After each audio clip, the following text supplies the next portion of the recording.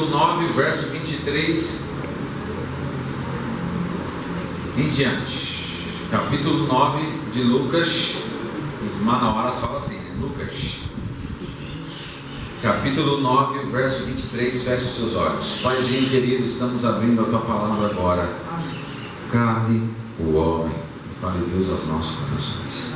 Em nome de Jesus. Amém. Amém. A palavra de Deus diz assim: dizia a todos: se alguém quer vir após mim, a si mesmo se negue, dia a dia, tome a sua cruz e siga-me. Pois quem quiser salvar a sua vida, perderá. Mas quem perder a vida por minha causa, esse a salvará.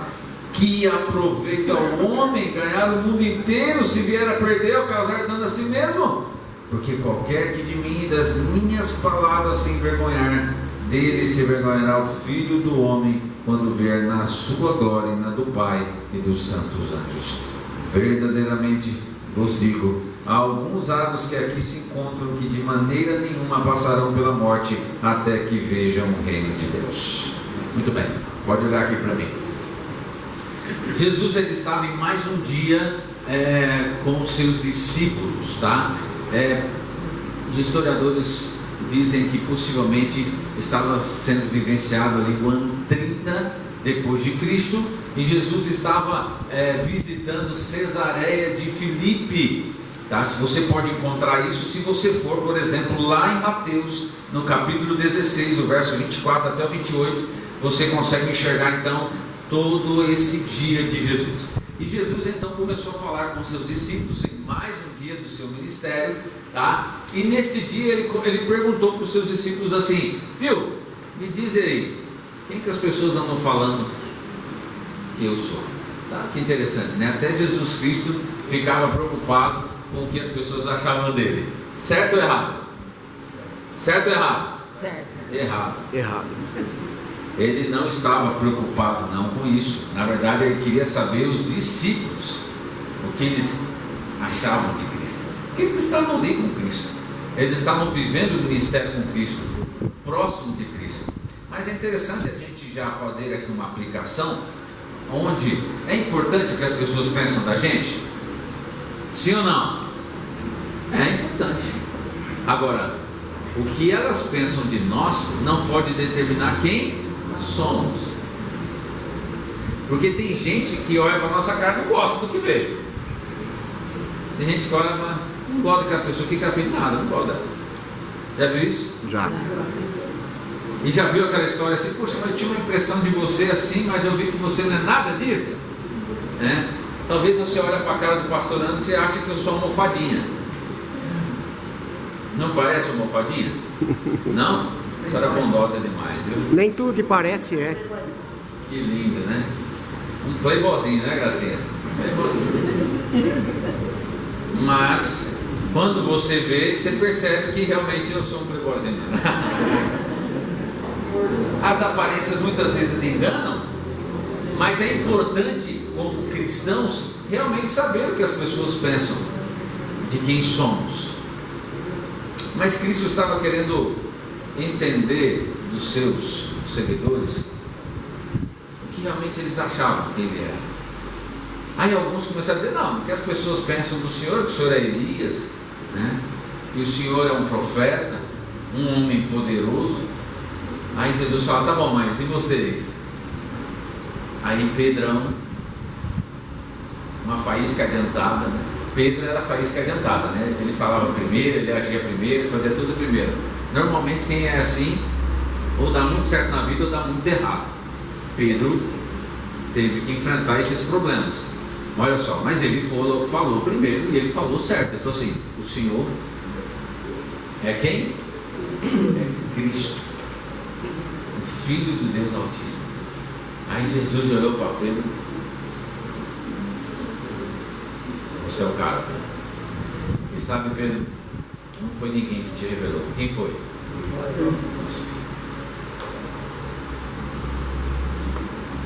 É isso mesmo. Aí Jesus então muda o foco. Jesus fala assim, pois é. E sabe qual que é o meu ministério? Meu ministério é morrer por vocês. Então importa que o Filho do Homem seja entregue aos homens e seja morto, e no terceiro dia ele ressuscite e tal. Aí o mesmo Pedro que foi o primeiro a responder e recebeu uma palavra ali de: ó Pedro, você é o cara, você é fera. Foi o mesmo que disse assim: Senhor, faz isso não vai por esse caminho não, para com essa historinha aí de morrer, para que isso? O que Jesus respondeu para ele? Arreda-te de mim, Satanás. Uma outra aplicação. Em poucos minutos, Pedro foi elogiado pela condição, pelo que ele falou, e minutos depois foi tratado como se o próprio inimigo tivesse usado ele. Você entende que uma pessoa, em coisas de minutos, em pouco tempo, pode ter sido usado por Deus, mas também pode ser usado pelo inimigo, pelo diabo, pelo tinhoso? Você entende isso? Agora eu paro e pergunto para você: no seu dia a dia, você tem sido usado mais por Deus ou pelo tinhoso? A coisa está feia. Você está mais do lado do tinhoso? Está feia.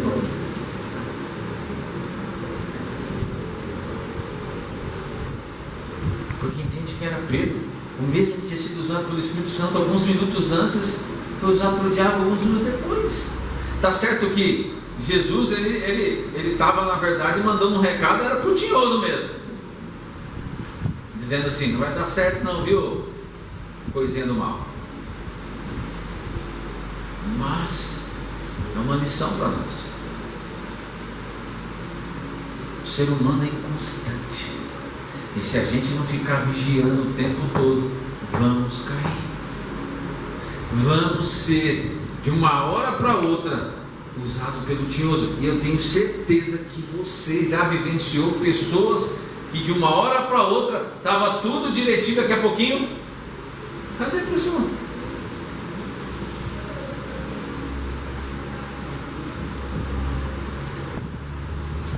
E aí, Jesus, pela primeira vez, ele enfatiza a questão da morte dele com tanta veemência.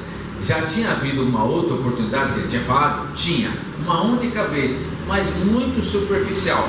Mas essa vez é que ele pegou pesado, porque ele falou da morte de cruz, e ele falou o seguinte: que quem quiser salvar a vida, quando ele está falando de que vida? Ele está falando da vida eterna, vai ter que também sofrer o que eu vou sofrer, vai ter que tomar a sua cruz e me seguir. E aí os discípulos não entenderam isso. Como é isso? É isso. É dura essa palavra? Mas para a gente não é. Sabe por quê? Quem é que morre de cruz hoje?